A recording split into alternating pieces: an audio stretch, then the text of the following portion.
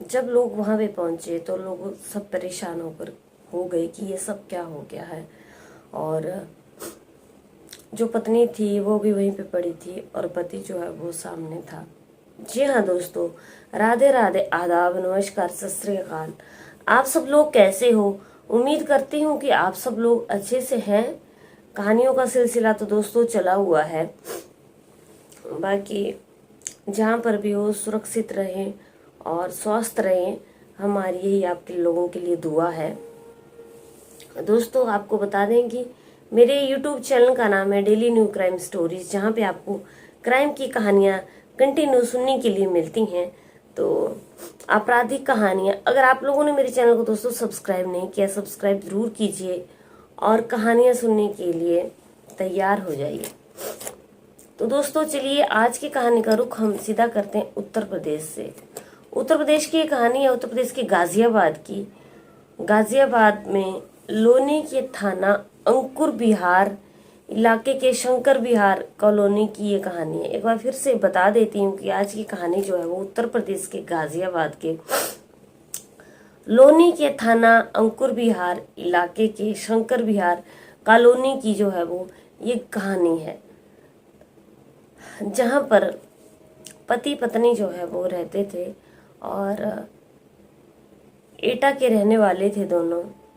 पति जो है वो वहीं पे श्याम कॉलोनी में नौकरी करता था लोनी में, और पत्नी जो है वो नोएडा में डेली अप डाउन करती थी, किसी कंपनी में, प्राइवेट कंपनी में जो है जो काम करती थी। तो उनकी घर की गुजर बसर कुछ इस तरीके से चली हुई थी कि कुछ पति कमाता था और कुछ पत्नी कमाती थी। क्योंकि दोस्तों आजकल के वक्त में जो इतनी महंगाई का दौर है, अगर आज के टाइम में दोनों ना कमाएं तो बड़ी मुश्किल सी हो जाती है घर को चलाने के लिए। और स्पेशली जो लोग बाहर किराए पे रह रहे हैं उनके लिए तो बहुत सारी दिक्कतों का सामना भी करना पड़ता है। किराया देना पड़ता है और बिजली का बिल देना पड़ता है और भी बहुत सारी चीज़ें होती हैं। अगर अपना घर हो तो बात ही कुछ और होती है। फिलहाल ये दोनों जो हैं वो वहाँ पे एक रूम लिया हुआ था किराए का, जिस पर ये लोग रह रहे थे। अब पत्नी जो है वो कंपनी में जाती थी और रोज आ जाती थी। इस पर पति जो है वो अक्सर झगड़ा करने लगा। पति को जो है वो पत्नी का कंपनी में जाना बिल्कुल भी पसंद नहीं था, और लेकिन पत्नी जो थी वो नौकरी करना चाहती थी। पति की सोच ये थी कि पत्नी को बाहर नहीं निकलना चाहिए और घर के काम काज करने चाहिए। हालांकि पत्नी जो है वो घर में काम काज भी करती थी, लेकिन वो कंपनी में भी जाया करती थी। तो दोनों में जो है वो विवाद होने लगा। विवाद जो है वो आगे बढ़ गया और विवाद जो है वो रोज ही होने लगा। पत्नी का मानना ये था कि वो कंपनी में जॉब करने के लिए जाएगी, लेकिन पति का मानना ये था कि वो कंपनी में जॉब करने के लिए नहीं जाएगी। अब होता क्या है कि उस रात बहुत ज़्यादा विवाद बढ़ गया। और ये बात जो है, ये कहानी जो है, ये है 17 मई 2024 की। 17 मई 2024 की रात है। दोनों में जो है वो झगड़ा हो रहा है, विवाद चल रहा है। और पति ने क्या करा कि पत्नी के साथ एक सेल्फी ली, और सेल्फी लेने के बाद जो है वो अपने फ्रेंड्स को और अपने रिश्तेदारों को रात को ही वो सेल्फी भेज दी। अब जब रिश्तेदार और उसके घर वाले जो है वो वहाँ पे सेल्फी दे करके पहुँचते हैं तो वो आगे का मंजर देख करके हैरान हो जाते हैं, परेशान हो जाते हैं। आगे का मंजर जो है वो बहुत ही खतरनाक था। वहाँ पे जो है वो पत्नी की डेड बॉडी पड़ी हुई थी और पंखे के साथ जो है वो उसके पति पंखे के साथ जो है वो पति लटक रहा था। अब जैसे घर वाले लोग आते हैं तो पुलिस को इन्फॉर्म किया जाता है। जब पुलिस आती है तो पुलिस सारे FSL की टीम को गठित करती है और सारे साक्ष्य, सारे सबूत इकट्ठा करती है कि आखिर हुआ क्या होगा, किस तरीके से ये हत्या हुई होगी और किसने किसको मारा होगा। दोस्तों पता चलता है कि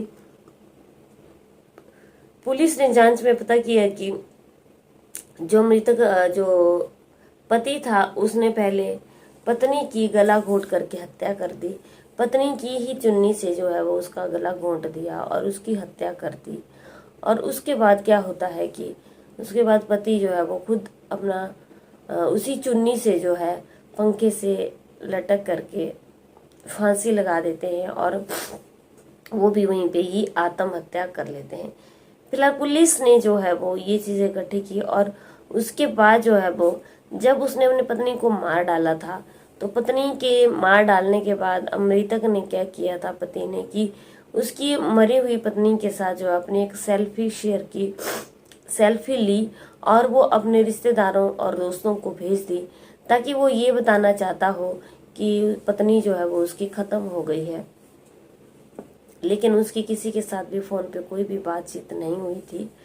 पुलिस जैसे ही वहां पे पहुंचती है तो दोनों बॉडी वहीं पे पड़ी हुई थी। अब और दोनों के परिजनों का रो रो करके बहुत बुरा हाल है कि ये क्या हो गया और ये किस तरीके से हो गया। दोनों एटा के रहने वाले थे और काम करते थे, लेकिन एक हल्की सी लड़ाई झगड़े ने दोनों की जिंदगी जो है वो हमेशा हमेशा के लिए ख़त्म कर दी। ये खौफनाक कदम दोस्तों कभी भी नहीं उठाना चाहिए और ये खौफनाक कदम बहुत ज़्यादा परेशानी देता है। और दोनों तो जो हैं वो दुनिया छोड़ करके जा चुके हैं। फिलहाल पुलिस ने जो है वो दोनों की बॉडी ले ली अपने कब्जे में और उसके बाद जो है पोस्टमार्टम के लिए भेज दिया। दोनों के परिवार वाले बहुत परेशान, बहुत ही दुखी और बहुत रो पीट रहे थे। लेकिन अच्छा था कि दोनों का कोई बच्चा नहीं था, वरना अगर कोई बच्चे होते तो बच्चे बेचारे अनाथ हो जाते। ऐसे में जो है वो बच्चों का जो है वो बहुत ज़्यादा ही बुरा हाल होता है। अक्सर कहानियों में होता है कि बच्चे पीछे छूट गए, इन दोनों की कोई बच्चा नहीं था।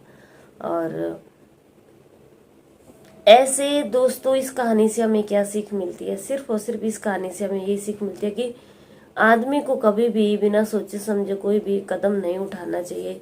उसका गलत कदम जो है वो, अब इस कहानी में जो है उसके गलत कदम ने 2 लोगों की जिंदगी को बर्बाद करके रख दिया, 2 लोगों की जिंदगी को तबाह करके रख दिया। और इतनी बुरी तरह से जिंदगी तबाह हुई कि अब हमेशा हमेशा के लिए वो मौत की नींद सो गए। किसी का कुछ भी नहीं गया, उनकी अपनी जिंदगी बर्बाद हो गई। पति ने जो है वो पत्नी की हत्या कर दी गला घोंट करके और उसी चुन्नी से जो है फांसी के फंदे पे लटक गया। बहुत सोच समझ कर दोस्तों ऐसे हालात जो अगर पैदा हो जाएं तो उनका सल्यूशन होता है मौत, और मर्डर ही जो है वो हर चीज़ का सल्यूशन नहीं होता है। तो अगर ऐसे कभी हालात बने तो दोस्तों कभी भी ऐसे हालातों में ऐसा खौफनाक कदम ना उठाएं, क्योंकि ये खौफनाक कदम उठाकर किसी को कोई भी हासिल नहीं होता, बल्कि जो होते हैं उन्हीं की जिंदगी खत्म होती है। अगर ऐसी बात थी तो जो पति था उसको डिस्कस करनी चाहिए थी, बड़े प्रेम प्यार से जो है वो आपस में शॉर्ट आउट करना चाहिए था सारी बात को। लेकिन पति ने जो है वो एकदम ही अपनी पत्नी को बिना सोचे समझे मार दिया और उसके बाद जो है वो खुद अपनी जिंदगी की लीला को खत्म कर दिया। मेरा इस कहानी को सुनाने का उद्देश्य किसी को हर्ट करना नहीं है, बल्कि आप लोगों को सचेत करना है, आप लोगों को जागरूक करना है कि ऐसी ऐसी घटनाएं दोस्तों घट रही हैं। सचेत रहें, एक्टिव रहें, सतर्क रहें, जहाँ पर भी रहें, स्वस्थ रहें। तो चलिए आज की कहानी में बस इतना ही। कल की कहानी में आप लोगों से फिर से मुलाकात होती है। तब तक के लिए जय हिंद, जय भारत।